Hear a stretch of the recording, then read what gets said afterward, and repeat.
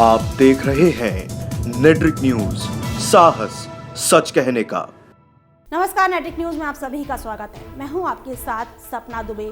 पुलवामा आतंकी हमले के बाद बौखलाया पाकिस्तान इतना नीचे गिर गया कि अपनी औची हरकतें करने से वो बाज नहीं आया, जिसका जवाब देना काफ़ी ज़रूरी हो गया था। और जवाबी तौर पर भारतीय वायुसेना ने पाकिस्तान के बालाकोट में एयर स्ट्राइक करके पाकिस्तान को धूल चटाई। अब ऐसे में देश की जनता के साथ साथ कांग्रेस पार्टी ने भी इस बात का सबूत मांगा है कि बालाकोट में एयर स्ट्राइक हुई भी है या नहीं, जिसके बाद बीजेपी के वरिष्ठ नेता विनय कटियार ने कांग्रेस पर पलटवार करते हुए कहा है कि कांग्रेस आतंकवाद को पालती है और पनाह देती है। इतना ही नहीं, बल्कि विनय कटियार ने एक विवादित बयान देते हुए ये भी कहा है कि अगर कांग्रेस को एयर स्ट्राइक का सबूत चाहिए तो फिर वो इस बात का सबूत दें कि राहुल गांधी राजीव गांधी के बेटे हैं। अब इस पर जनता की क्या राय है, आइए चलते हैं संवाददाता आकाश राजपूत के पास, जिन्होंने जानी जनता की राय। मैं हूं आकाश राजपूत, आप देख रहे हैं नेट्रिक न्यूज। आज हम बात करेंगे कांग्रेस पार्टी की। जी हां, बालाकोट में सर्जिकल स्ट्राइक की गई थी, जिसके बाद लगातार कांग्रेस पार्टी बीजेपी से इस स्ट्राइक के सबूत मांग रही थी। अब बीजेपी के एक वरिष्ठ नेता विनय कटियार का बयान सामने आया है। विनय कटियार का एक कहना है कि कांग्रेस पार्टी आतंकवाद को पालती है, आतंकवाद को पनाह देती है। तो चलते हैं देश की जनता से जानते हैं कि इस पर उनका क्या कहना है। साथ ही जनता से एक और सवाल करेंगे। विनय कटियार का एक कहना है कि मुझको सबूत चाहिए कि राजीव गांधी राहुल गांधी के पिता हैं। तो चलते हैं देश की जनता से जानते हैं इस पर उनका क्या कहना है। तो चलिए मेरे साथ। बीजेपी के एक वरिष्ठ नेता का बयान सामने आया, जिसमें उन्होंने कहा है कि कांग्रेस आतंकवाद को पनाह देती है, आतंकवाद को पालती है। आप उनके इन बयानों से कितने सहमत हैं? नहीं, हम इनके इस बयान से बिल्कुल सहमत नहीं हैं, क्योंकि कोई भी राजनीतिक पार्टी, कांग्रेस एक बहुत पुरानी पार्टी है और उसने देश की आज़ादी में भी बहुत बड़ी भूमिका निभाई है। तो कांग्रेस कभी ऐसा नहीं चाहेगी कि देश में उसकी वजह से आतंकवाद फैले। तो ये मैं इनकी बात को बिल्कुल नकारता हूँ, मैं इस पर सहमत नहीं हूँ। नहीं, ऐसा कुछ नहीं है। नहीं, कांग्रेस ऐसा कुछ नहीं करती है। ऐसा तो हर जगह पे ऐसा होता है। ऐसा ज़रूरी नहीं है कि कांग्रेस ही पालती है। हम ये भी कह सकते हैं कि बीजेपी पालती है, बीएसपी पालती है, या आम आदमी पार्टी है, ऐसे भी बोल सकते हैं हम। लेकिन ऐसा कुछ नहीं है। जो आतंक होता है, आतंकवादी तो अपने आप बनता है, कोई भी हो सकता है वो। ये सब कुछ गलत है, ऐसा नहीं होता कभी भी। कोई भी आतंकवादी नहीं पालता। आतंकवादी खुद स्वयं बनते हैं, कोई भी हो, चाहे अपने किसी प्रॉब्लम से ऐसे बनते हैं। नहीं सर, ऐसा तो खैर कुछ नहीं है। कांग्रेस पार्टी आज कोई नई पार्टी तो है नहीं, ये तो बहुत पुरानी पार्टी है और राजनीति यहीं से चली आ रही है। तो ये आतंकवाद को कैसे पाल लेंगे? ये खैर गलत बात है, इस तरीके से बातें नहीं करनी चाहिए। और बीजेपी जो भी इस मामले में मुद्दा उठा रहा है, गलत उठा रहा है। 100% मैंने पहले भी कहा था, अब भी कहता हूँ और कहता रहूँगा इस चीज़ को, क्योंकि उसका मकसद शुरू से ही, जब से उसने देश में राज किया है, उसकी विचारधारा यही रही है। क्योंकि अगर वो सबूत आज की तारीख में एयर स्ट्राइक का बालाकोट का मांगते तो सबसे पहला सबूत तो उनके पास यह है, जिन्होंने स्वर्ण मंदिर अमृतसर में गोल्डन टेम्पल में गोलियाँ चलवाई, जिन्होंने देश के 2 भाग करवाए, बंटवारा करवाया। ये सब सबूत उनके पास है। हमारे पास सबूत सिर्फ देश को बचाने का है, जो हमने दिया है, वो मोदी जी ने दिया है। इसके अलावा और सबूत देने की जरूरत नहीं है हमें। ये बीजेपी का तो मतलब खुद ही बैकग्राउंड ऐसा रहा है, तो वो लोग दूसरे पे कीचड़ उछाल रहे हैं। दूसरी बात ये है, अगर कांग्रेस 70 सालों में, जब 70 सालों से है, अगर कांग्रेस नहीं होती तो आज जो है हिंदुस्तान जहाँ पे वहाँ पे नहीं होता। क्योंकि पंडित जी ने जितने हमें एजुकेशन में, डिफेंस में जो हमें अचीवमेंट दी है, वो नहीं दे पाते शायद। जो मतलब जब देश आज़ाद हुआ था एकदम से, उसके बाद से कोई प्लान नहीं था गवर्नमेंट के पास। तो उसके बाद जब उन्होंने समाजवाद को लेके भारत के लिए जो योजनाएं बनाई, एकदम इतना बड़ा मतलब नुकसान हो चुका, तो उसके बाद उभरना किसी भी देश के लिए आसान नहीं था। उन्होंने उनकी जब वो थी गवर्नमेंट, उस टाइम पे IIT, IIM, बड़े बड़े एजुकेशनल इंस्टीट्यूशन दिए उन्होंने। तो ये बयान बिल्कुल सरासर गलत है। और ये वो पार्टी के लोग दे रहे हैं जो मतलब खुद ही उसकी पस्तपनाही में थे। यानी कि इंडिपेंडेंस से पहले जो RSS है, वो भी मतलब एक संदिग्ध रही है इस मामले में, चाहे वो गुजरात हो या उससे पहले के कई वाक़यात हो। तो ये बयान सरासर कहीं ना कहीं गलत है। नहीं, कोई कांग्रेस, यहाँ कांग्रेस हो या कोई भी पार्टी हो, कोई देश की पार्टी है, तो कोई आतंकवाद को कोई पार्टी नहीं पालती। चाहे कोई बीजेपी हो, चाहे कांग्रेस हो, चाहे मायावती की पार्टी हो, चाहे अखिलेश यादव की पार्टी हो, कोई नहीं पालती। जी हाँ, वो पालती है और उसका काफ़ी सपोर्ट है एक आतंकवाद को पालने के लिए। कांग्रेस का जो पार्टी 70 साल से, वो भी बताओ आतंकवाद को कैसे पनाह दे सकती है? 70 साल पुरानी पार्टी कोई पनाह नहीं दे सकती आतंकवाद को। ये लोग बागों के गलत बयान है। नहीं सर, ऐसा नहीं हो सकता। जिस पार्टी ने 70 साल राज करा हो वो ऐसा नहीं कर सकती, नहीं वो करेगी।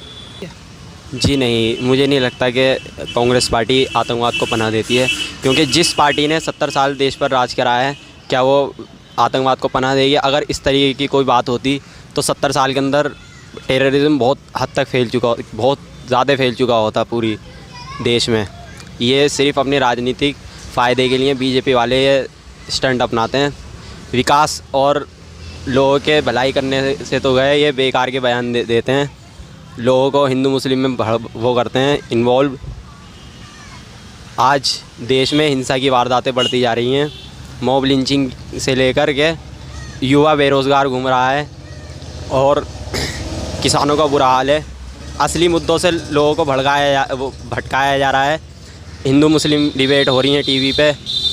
मुझे लगता है कि बीजेपी गलत कर रही है, ये देश को गलत राह पर लेके जा रही है। नहीं, ऐसा कुछ नहीं है। एक्चुअली क्या नाम है, ये बीजेपी है, ये तो मुद्दा ढूंढती हैं। पहले बाबरी मस्जिद को उठाया, उन्होंने लड़ाई झगड़ा करवाया और अब फिर लड़ाना चाह रहे हैं। ये ऐसा कुछ नहीं है। कांग्रेस के राज में सब काख मारे थे, इसके चक्कर में सब भूखे मर रहे हैं। जो अनपढ़ लोग हैं, पढ़ नहीं पा रहे गरीबी के कारण, वो आज क्या नाम है चोरियाँ डकैतियाँ ये सब कर रहे हैं। अगर ये कांग्रेस आ जाती है तो आदमी मजदूरी कर लेता है, कमा खा लेता है थोड़ा बहुत, वरना आज के टाइम में तो कमाना खाना बड़ा मुश्किल हो गया है। देखिए जी, मैं इस बारे में ये कहना चाहूँगा कि जितने भी बयानबाजी अगर कांग्रेस के लिए बीजेपी भाजपा जनता पार्टी कर रही है, वो सारे के सारे गलत हैं और बिल्कुल गलत हैं। ये सब राजनीति खेली जा रही है। अगर कांग्रेस पार्टी जो है आतंकवाद को पनाह देती तो आज देश गुलाम होता और वो खुद भी गुलाम होते। जो यहाँ 10 साल 15 साल 20 साल एक राज करती हुई आई है राजनीति में, जो सिक्का चला है वो कांग्रेस का चला है। हिंदुस्तान जो अभी तक आगे बढ़ा है वो कांग्रेस से बढ़ा है, ना कि भाजपा से बढ़ा है। इसके तो आए दिन नेता चेंज होते रहते हैं हर चीज़, लेकिन शुरू से जो है बने हुए हमारी ये सोनिया गांधी जी हैं, श्रीमती सोनिया गांधी जी, इन्होंने इनके बारे में जो बोला जा रहा है कि ये गलत है, ये गलत है कि ये आतंकवाद को पनाह देते हैं। ऐसा कुछ नहीं है, ये सब इनकी साजिश है और इन नेताओं की सब राजनीति है, जो ये निचले स्तर की राजनीति करना चाह रहे हैं। मेरा यह कहना यह है, पहली बात तो जो भी उन्होंने स्टेटमेंट दिया वो भी एकदम गलत है। लेकिन दूसरी बात यह है कि कांग्रेस वालों को भी सोचना चाहिए, अगर वो स्ट्राइक किया है या कुछ भी किया है, उनको सबूत मानने की क्या ज़रूरत है? ये नहीं, मैं बिल्कुल सहमत नहीं हूँ चीज़ से। मैं अपना बिल्कुल सहमत नहीं हूँ चीज़ से। बाकी क्या नाम है, किसी के ऊपर पर्सनल टिप्पणी करना है, ये गलत है। देखिए, चाहे विनय कटियार हो या कोई भी हो, अगर इस तरह की ज़बान वो किसी भी पॉलिटिशियन के लिए करता है तो उसको ज़रूरत माफ़ी मांगनी चाहिए। चाहे वो कांग्रेस से हो, बीजेपी से हो, बीएसपी से हो। एक साफ़ सुथरी राजनीति होनी चाहिए देश में। आज बीजेपी के एक वरिष्ठ नेता विनय कटियार का एक बयान सामने आया है, जिसमें उन्होंने राहुल गांधी से ये सबूत मांगा है कि मुझे सबूत चाहिए कि राजीव गांधी आपके पिता हैं। तो इस पे आपका क्या कहना है और आप उनके इन बयानों से कितने सहमत हैं? नहीं, हम उनके इस बयान से बिल्कुल सहमत नहीं, क्योंकि ये तो बहुत ही गलत बयानबाजी है। क्योंकि वो भारत के पूर्व प्रधानमंत्री रहे हैं और उनको भारत रत्न भी दिया गया है, तो उनके बारे में इस तरीके से नहीं कहना चाहिए। ऐसे सबूत मांगने की कोई ज़रूरत नहीं है और उनको इस बात में बीजेपी के जो नेता हैं उनको उनसे माफ़ी भी मांगनी चाहिए, क्योंकि ये गलत है। किसी से कोई सबूत नहीं मांगा जाता है ऐसे। नहीं, खैर सबूत तो ऐसा सर कोई सबूत क्या देगा? अपने बाप होने का, बेटे होने का कोई सबूत नहीं होता। लेकिन ये आंसर जो उठा रहे गया ये गलत है। इस तरीके से कोई सबूत नहीं दे सकता, ना कोई मांग सकता। उन्हें इस मामले के अंदर उनसे माफ़ी मांगनी चाहिए। राहुल गांधी अपनी जगह ठीक, और जो भी इस मामले में मुद्दा उठा रहा है वो गलत है। खैर ऐसा कोई मामला कुछ नहीं है, और ये तो सबको पता है कि राहुल गांधी राजीव गांधी के बेटे हैं। ये तो सबको पता है, सोनिया गांधी माँ हैं, उनकी वालदा हैं, ठीक है। लेकिन इस तरीके के जो भी बात और करी जा रही है ना, ये गलत है। उन्हें इस मामले में उनसे सॉरी बोलना चाहिए और ऐसा मुद्दा ना उठाएं आगे। राजनीति में सारी बातें होती हैं, लेकिन इस तरीके की बातें नहीं करी जाए। नहीं, इस चीज़ के लिए कोई सबूत देने की जरूरत नहीं है। बाप तो बाप ही रहेगा। राहुल गांधी उनके बेटे हैं तो राजीव गांधी उनके बाप हैं, तो वो रहेगी। तो विनय कटियार को उनको माफ़ी मांगनी चाहिए इस चीज़ से। ये तो बिल्कुल मतलब बचकाना सवाल है। इस तरह के सवाल जो है होने नहीं चाहिए।